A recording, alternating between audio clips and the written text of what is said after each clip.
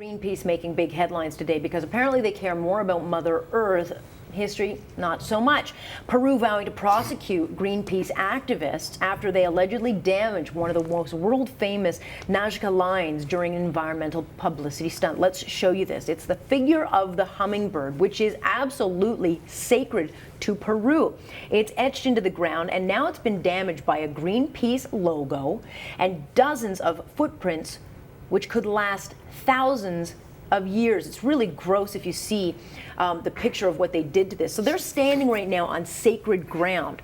Their footprints are all, they weren't supposed to be anywhere near this, and now that's probably one of the better shots that you can get of this. And so they're in an awful lot of trouble. They said, that they were deeply, deeply sorry, quote, rather than relay an urgent message of hope and possibility to the leaders gathering at the Lima UN climate talks, we came across as careless and crass. It's time for the latest installment of the social justice game show. Who is the more self-righteous here? I am not a sentimental person. I don't really believe in sacred ground, so I find the whole thing rather amusing, but it does show that when you have such self-righteousness that you can climb up the parliament buildings anytime you want, you can scuffle through someone's sacred ground. I mean, it really tells you just how these people think of themselves in terms of anything is legitimate for them to do. They can ruffle any feathers so long as they're on the side of the angels, which they clearly believe they are.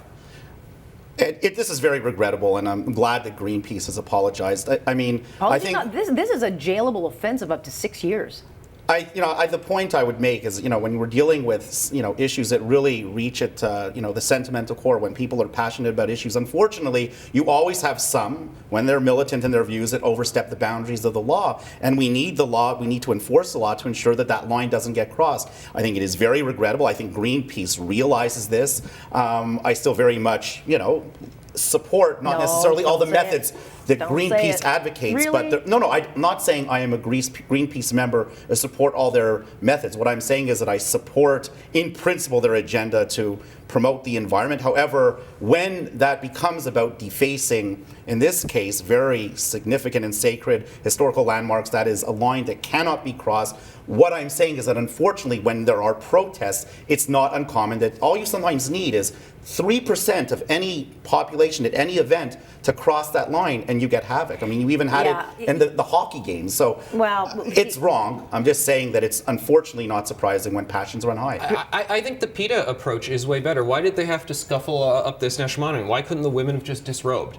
I think PETA always does it better, because everyone wins. Think they do. Well, yeah, but nonetheless, I mean, Greenpeace to me lost its way a long, long time ago when you lost the likes of guys like Bob Hunter and Dr. Patrick Moore, and that was hijacked by lobbyists who are paid a lot of money. There's a greater irrationality. There's no question. This is very bad. I mean, just for the reputation of Greenpeace, this is terrible. They had not a good reputation. But I'm saying this makes it even worse. Sure. And the thing is, when you're an organization with an agenda, even if it's a hard line or a militant agenda, there's still the image that people, when people see incidents like this, they start to think, reasonable people are going to start to think, well, do they care more about the environment or about, doing whatever, like any ends justifying the means? It's like when PETA takes their campaign against slaughter and compares it to the Holocaust. You absolutely lose me, because I actually think PETA in its infancy was a very good thing. I think they did a lot of good work in the early days.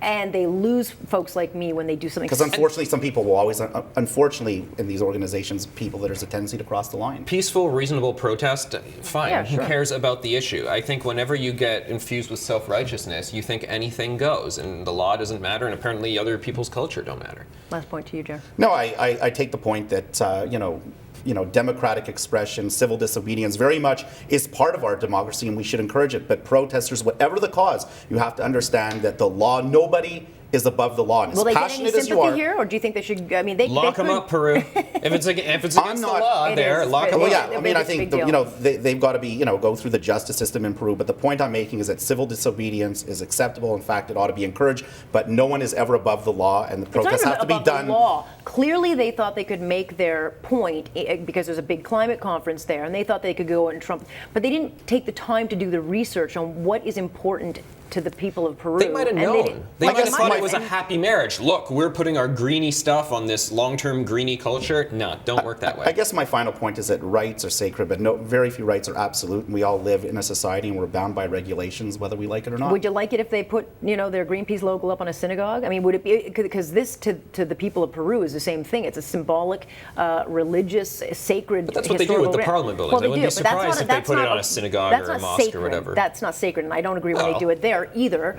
But I think they lose a lot of support. Parliament building's more sacred to me than church. I think the right, Principles of democracy. look, the right to assembly and protest ought to be encouraged, but it ought to be done in a way that doesn't trample on the rights of others. And I think that's a fundamentally important principle. All right, guys, we'll leave it there. Jeff?